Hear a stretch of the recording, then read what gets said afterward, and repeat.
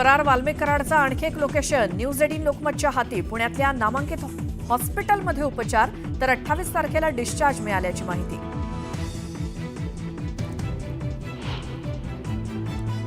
वाल्मिक कराडच्या सरेंडर होण्यावरून 2 आकांमध्येच वाद. सुरेश धसांचा आरोप. फरार कराड सापडणार कधी याची चर्चा. दिव्यातील रहिवाशांना मिळणार हक्काचं घर. क्लस्टर योजनेच्या माध्यमातून मिळणार लाभ. उपमुख्यमंत्री एकनाथ शिंदेंची घोषणा.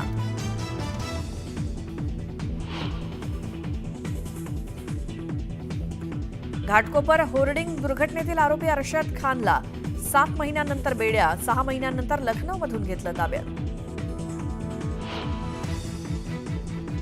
लोणावळ्याच्या लायन्स आणि टायगर पॉइंटवरती पर्यटकांना बंदी. 31 डिसेंबरच्या निमित्तानं वनविभागाचा निर्णय. पर्यटकांचा हिरमोड, तर व्यापाऱ्यांमध्ये नाराजी. 2024 या सरत्या वर्षाचा आज शेवटचा दिवस. नववर्षाचं जल्लोषात स्वागत करण्यासाठी ठिकठिकाणी पार्ट्यांचं आयोजन. राज्यात पुन्हा वाढणार थंडीचा कडाका. 8 दिवसांपासून असलेलं ढगाळ वातावरण आता निवळणार.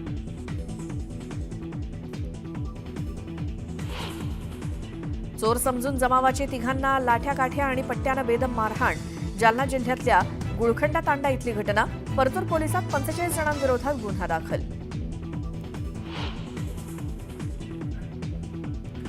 सिगारेट ओढल्यानं आयुष्य होतं कमी. एका सिगारेटमुळे पुरुषाचं 17 तर महिलांचं 22 मिनिटांनी आयुष्यमान घट्ट. लंडन विद्यापीठाच्या पाहणी अहवालातून माहिती समोर. सरत्या वर्षात इस्रोची सर्वात मोठी मोहीम. Space docking experiment launch. America, Russia, चीन नंतर लागणार भारताचा नंबर. तालिबानी सैनिकांसमोर पाकिस्तानी सैनिकांची माघार. पोस्ट सोडून सैनिकांनी पलायन केल्याचा दावा.